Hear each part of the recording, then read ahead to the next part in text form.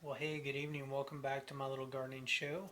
I wanted to take you along tonight as I'm looking over my brassica seedlings that will be planted later this summer for fall harvest. I started these seedlings about a week ago,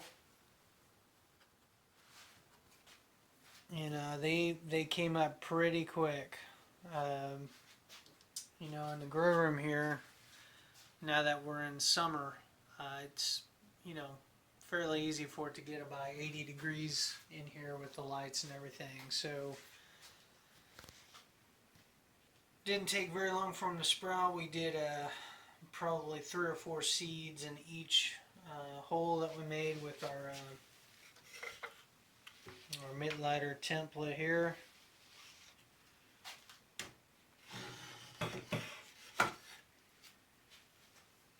And so consequently, a lot of them came up. So I went through the other night,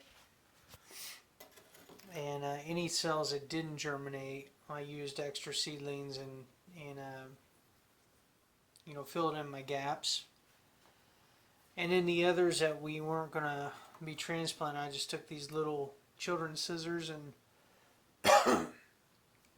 snipped them out at the base, and that's made a real difference. Even in like two day or two, I mean, already the ones that I kept have just they've gotten a lot larger.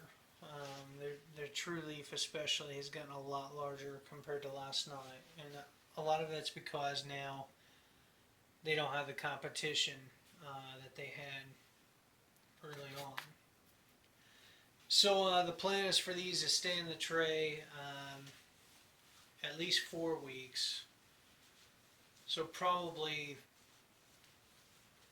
the end of July, towards the end of July, these will be ready to set out into the garden. So I think next week, once these are established a little bit more, I'm going to set them outside to start hardening off and just get used to the elements because it's warm enough outside now. That shouldn't be a problem.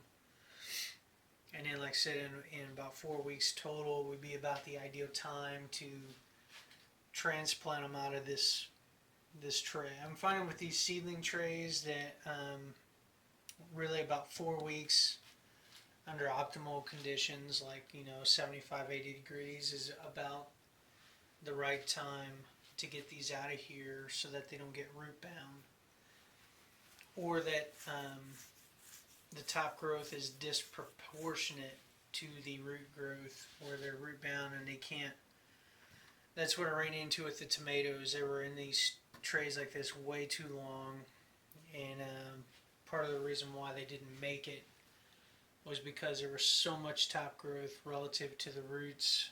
The root mass that was just so small relative to the top growth, and and a variety of other reasons, but it definitely didn't do me any favors having them in a tray like they were. Whereas if had I transplanted them out into individual cups or something like that, they would have had a much better chance of survival, I think. So about 4 weeks, maybe 6 weeks at the most, but 4 weeks optimal conditions would be kind of the time frame for these seedlings before they really need to be either transplanted or just put in out in the garden.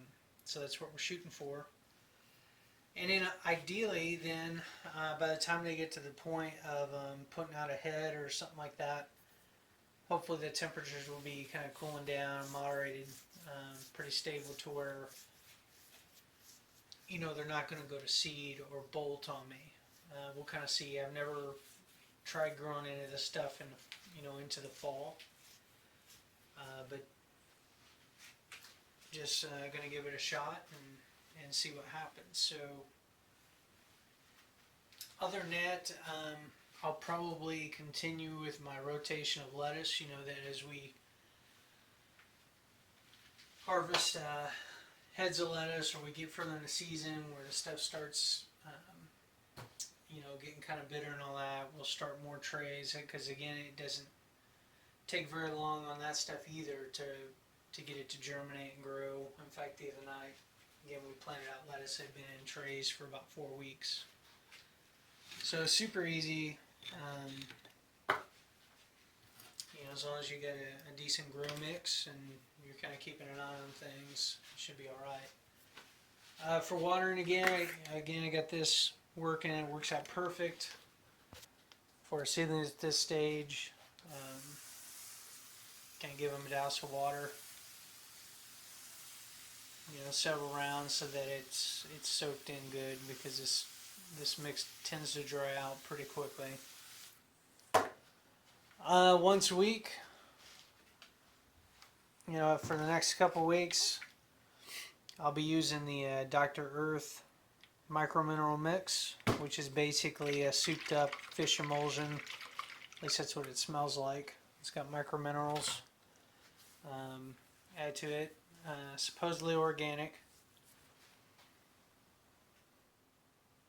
but using that as kind of the fertilizer to make sure the seedlings are healthy. Plus there are worm castings mixed in with the grow mix for some added benefit. So that's kind of what we're up to. Kind of go from there. I guess that's it for now. Until next time, happy gardening. Bye.